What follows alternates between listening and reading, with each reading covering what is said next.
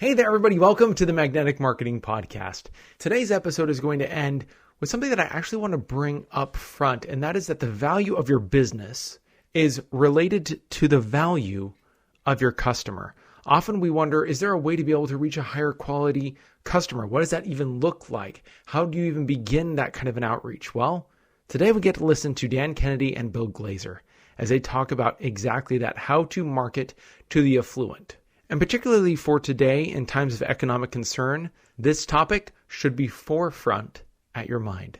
Let's listen to Dan Kennedy and Bill Glaser on marketing to the affluent.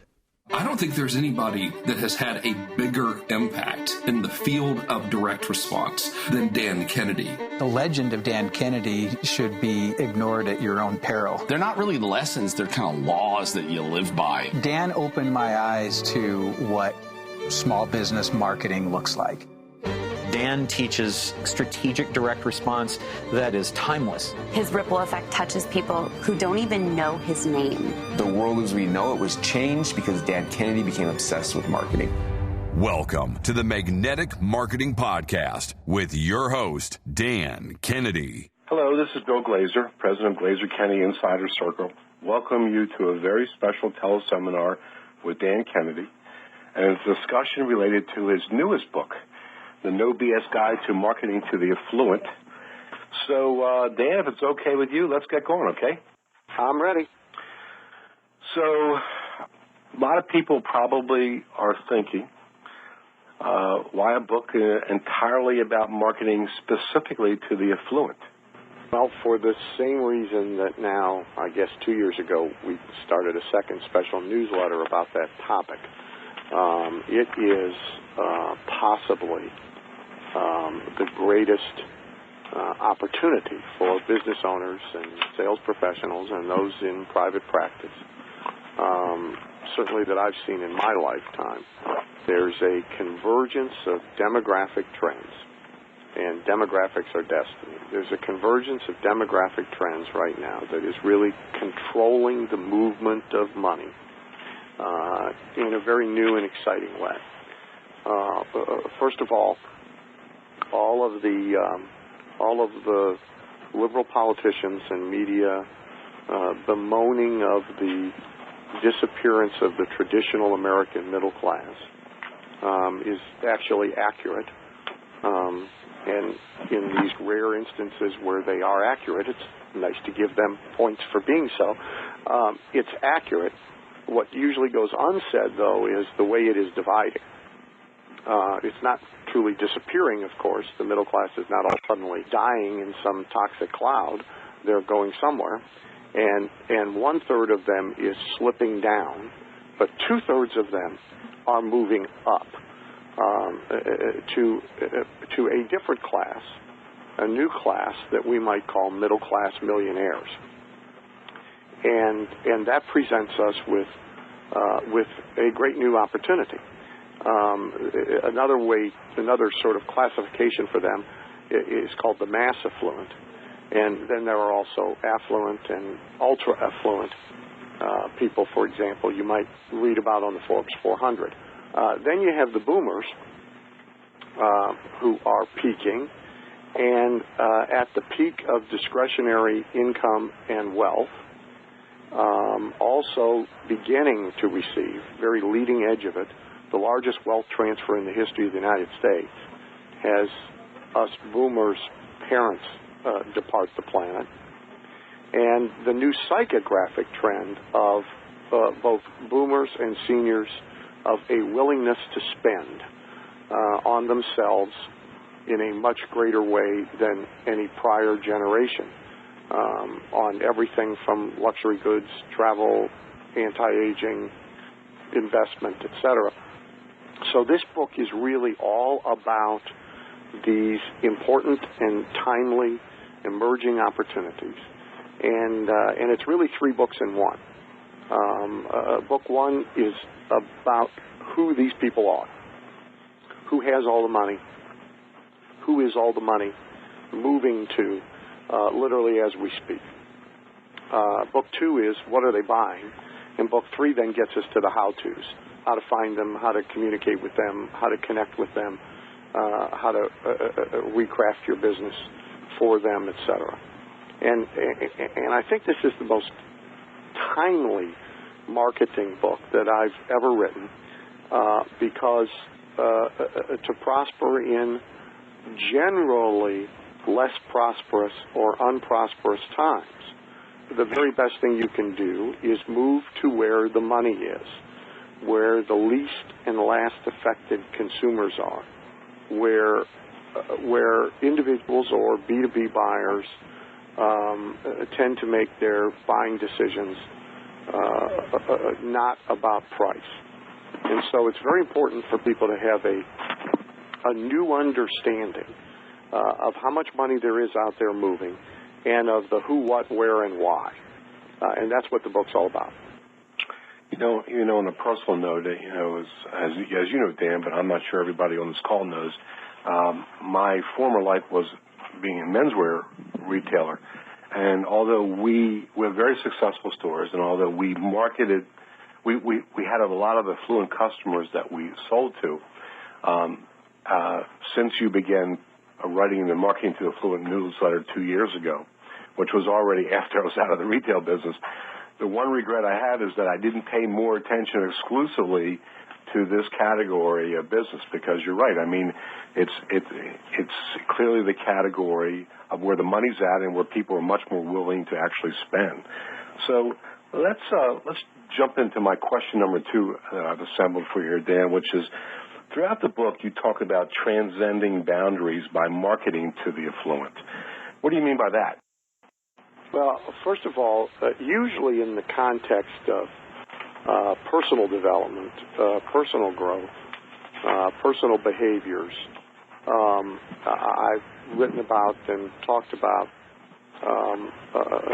something from Maxwell Maltz and psycho-cybernetics that all of us tend to live and function inside 2 boxes, one drawn with a dotted line representing our self-imposed limits, and one with a solid line representing real limits. And the self-imposed box is usually a lot closer to us, a lot smaller, a lot tighter than the real limits box needs to be. The same principle applies to business. Most people are fencing themselves in to a much smaller place than reality requires. And so marketing to the affluent is a way to break through those limits, to change the box in which you operate.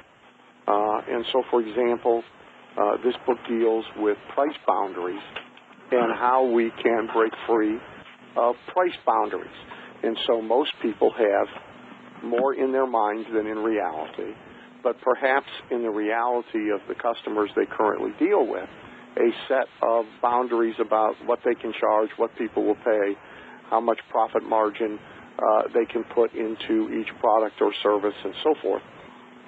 And the strategies in this book can break you free of price boundaries. Second, there's geographic boundaries. And the affluent consumer is less bound by geography than is the non-affluent consumer. Therefore, the merchant to the affluent, the provider of services, the provider of expertise to the affluent, is less bound by geography than is the provider to less affluent. And it's sort of interesting that we now have this explosive breakthrough world of technology that has removed geographic boundaries and makes it no more difficult to conduct business with somebody in China than with somebody a block away.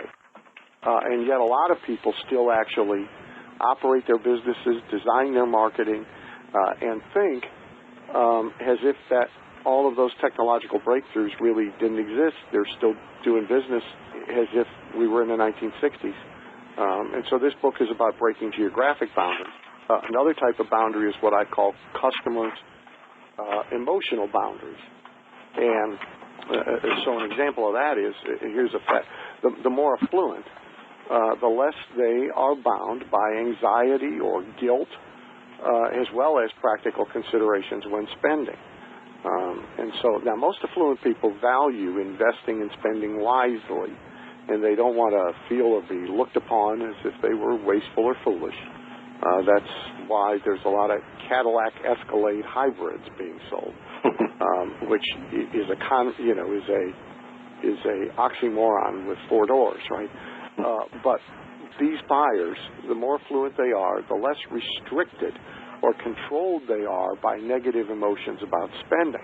And so we get a lot of the internal resistance to buying out of the way purely by changing who we are selling to and going to the more affluent customer. Well, how hard is it to then reinvent the business or maybe your practice or your sales career to specifically attract and satisfy more upscale clientele? It's harder for most people to do because of their own self-imposed box than it is by any real limitations. One really cool thing is that the closer you get to the top, the less competition there is, because so many business owners, salespeople, marketers have essentially self-esteem and self-confidence issues, and so they tend not to even try to attract and sell to the top quadrant of their market. And so there's a lot more competition in the lower economic stratas than there is in the top economic stratas. The affluent customer or client is admittedly more demanding, but they are infinitely more valuable. So that's a pretty good equation. If we assign math to it and said that they are 30% more difficult to attract, appeal to, sell to, and satisfy, but they are 300% more valuable, that 30% is a pretty easy price tag to accept. In chapter 30 of the book, I really have the practical answer to this reinvention, specific to the marketing side of the equation. The chapter's titled Affluent Customer Entrapment. And a lot of what's in it will look pretty familiar to most Glaser Kennedy members. It covers every base, but it's really built on a pretty simple three-part system. There's a diagram of the system. There's even a day-by-day example of the use of the system. And so this really deals with the marketing side of the equation. Chapter 31 goes into real depth about finding the appropriate mass affluent, affluent, even ultra-affluent customers or clients for your business. Contrary to what a lot of people seem to think, they're not all hiding out with Dick Cheney in secret undisclosed locations. They're really pretty findable. They're in reachable places, activities, groups. Privacy in America is pretty much dead. So the world of mailing lists really can get us directly to them. And there's two things about that very quickly. One is more wealth's been created in America through lists than through anything. And so if you want to talk about not just how to make money, but how to get rich, this is really a pretty important conversation that occurs in the book. And again, there's a lot less competition doing this sort of sophisticated target marketing, so there's competitive advantage. Now, here's the most important stat, sort of overriding umbrella stat to all this, that should motivate people to want to get it. Right now, 22% of U.S. households have 55% of all earned income. That puts more than half of the spending power in 1 out of 5 households. And so you have a choice of trying to do business with the 1 in the 5 or doing business with the 4 in the 5. And it's kind of a Homer Simpson to choose the 1 in the 5. And And this really is still about the fundamental Kennedy marketing triangle, marketing, message, media. And so this is about deciding on and really coming to understand the realities, the psychology of this particular market, the population residing in the 1 in 5, then crafting a message very well matched to that market, and then choosing and using the best media to reach them. By the way, the webinars you referred to in the free gift include some in-depth discussion about the triangle. I have one a story in the book. I have others, but this is a favorite story of mine. Some years ago, I got to know a very wealthy psychic. And by the way, I've always been amused by the fact that most psychics seem to have their offices in very ratty, poor-looking places with big signs out front, doing readings for $5, $10, or $15. And it would seem to me you would immediately question their psychic ability. But this guy, one of the biggest and most expensive houses on Camelback Mountain.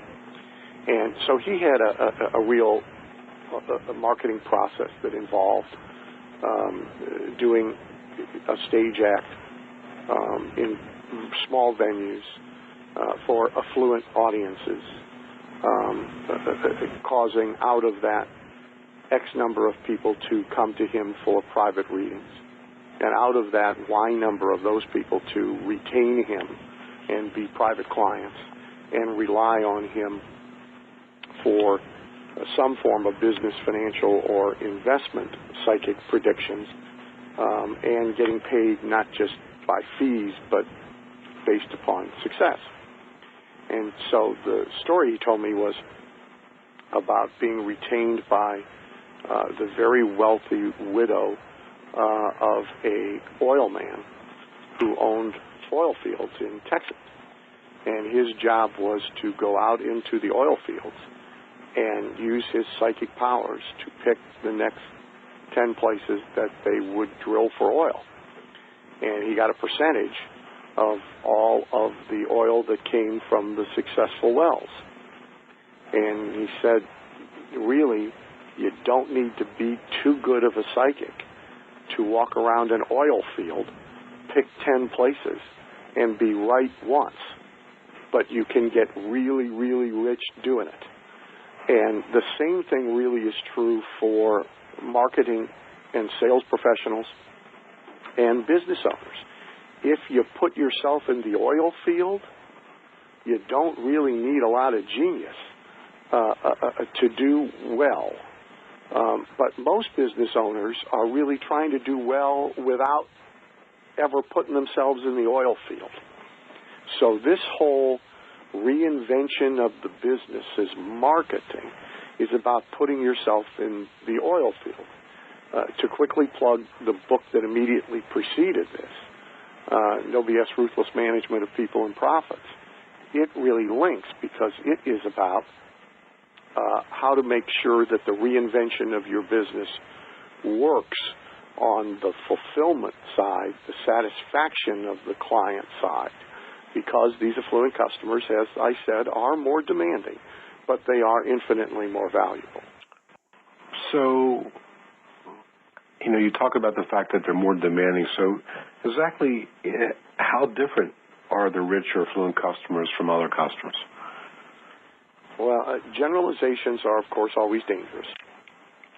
So in the book, I separate them into a lot of different subgroups, a lot of different target groups based on age, gender, status, philosophy, buying behavior, and I cross that against 11 different product and service categories.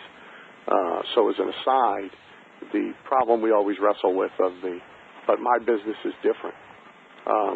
This book covers every business. So your business can't be different enough not to be able to apply this in one way or another. But to give you a specific example, the middle class millionaire, or if people have read Thomas Stanley's books about the millionaire next door, they are different from the status seeker, affluent buyer, who is different from the young mass affluent buyer. And so generalizations aside, I put them into subgroups. But to generalize a little, there are different, what I call E factors, emotional factors that govern purchasing that are unique to the affluent. There are 7 specifically that I talk about in Chapter 10. One, as an example, is status. And then what's important to understand is that status means different things to different types of affluent customers, but it is extremely important to all of them. For some, visible status is very important. The CEO of Lamborghini says no man drives a Lamborghini to get to work. And we could now have a long conversation about why different men do drive Lamborghinis, but they're certainly not driving them as a substitute for the subway. And so there's visible status, there's private status. Status to some people is about access. To some it's about ultimate convenience. To some it's about luxury. To some it's about exclusivity. To some it's about their aspirations. But the biggest mistake that people make is in selling products and services. And so while ordinary customers may buy products and services, and therefore buy based on sort of classic basic sales, marketing, and copywriting formulas like features and benefits, affluent customers and clients buy more based upon these other E factors and far less about practical considerations. And so they are different in their psychology, in why they buy, and in their buying behavior. They are also, as I said, very different in their value to the business owner. And again, the major 7 E factors are one of the things that I cover in some depth in Chapter 10. Well, so you know, I know that you've done a lot of research to the marketing to the affluent, and the reason why I know that is because every month in your specific newsletter, it's just laden with a tremendous amount of research that you've done. But so historically speaking, when people think in terms of marketing, they naturally divide it, and probably inappropriately so, but they naturally divide it into 2 categories. One is B2C, marketing to consumers. The other one is B2B, marketing business to business. My question to you is, does your marketing to the affluent research strategies and advice extend to B2B as well as to consumers? In a word, yes. First of all, there's great crossover because a significant percentage of all 3 main populations, mass affluent, affluent, and ultra affluent, and actually the percentage goes up as in each of those 3 groups, are entrepreneurs. They became affluent through their own businesses. And so selling B2B, if you will, to successful and prosperous business owners in their business setting utilizes all the same psychology and all the same strategies as selling to them as consumers for personal use in a personal setting. So there's great crossover. We do have a great guest chapter in the book from an Inc. 500 company owner, a Glaser Kennedy member, Chris Hearn, about selling commercial financing predominantly for building ownership, to build wealth and have more pride and status and so forth. A very different approach to selling that service to business owners than just about anybody else in his industry pursues. And it's extremely instructive in many ways, including, as you just said, really illustrating the inappropriateness of dividing selling to consumers and selling to business owners as if we were on two different planets, selling to two different creatures, which really is not the case. And so there's enormous crossover. And the B2B business owner or marketer or sales professional who may be on the call should really understand they actually get double benefit from all of these strategies because they, in many cases, have an opportunity to reach the entrepreneur from two different directions. Well, at our, this past April, we conducted at Glaser Kennedy our annual super conference, which was attended by over 1,300 of our members. And we gave everybody the opportunity to stay for an additional bonus day where you delivered a full-day seminar, which was called Price, Profit, and Power. And first of all, I'd like to ask you, so when you hear that, without sort of hearing about what that means, I'd like you to spend a moment and tell everybody why you chose the name Price, Profit, and Power. And then they'll see, or maybe you could connect the dots for them, why there's obvious linkage to this, to marketing to the Affluent. And then I'd like you to spend, so this is like a multi-step question, but then I'd like you to spend just a moment or two and talk about, which is probably the most important connection here, is the connection to power specifically. Well, the title was chosen, hopefully, to cause a lot of people to want to stay for the seminar. And it really, in shorthand, reveals one of the major misunderstood, not fully exploited opportunities in most businesses, which has to do with price and price strategies and price presentation strategies and so forth, really are the key to profit, and profit then is the key to power in a business. The price opportunities, of course, are greatest with buyers for whom price matters least. So there's the link to the affluent marketplace. That's not to say that price opportunities don't exist in every business, even in Walmart, because they do. And virtually everything discussed at that seminar could be applied, whether you were marketing to the affluent or not, or deliberately doing so or only accidentally doing so. Whether it was your primary focus or just a part of your clientele. But the opportunities are greatest when you combine my price strategies with buyers for whom price matters least. And from a timely standpoint, again, it couldn't be more important than it is now when some categories of the market, geographic, product, service, and some categories of consumers are clamping down on their wallets. So it couldn't be more important. The second thing about it is that it can get you to your economic goals faster because you take bigger steps. If each transaction is larger, if the profit in each average transaction is greater, if the value of each customer obtained is greater, you get to each $1 million quicker in fewer steps. You can also invest more in getting and keeping ideal customers when your price and profit is optimized, and that gives you great competitive advantage.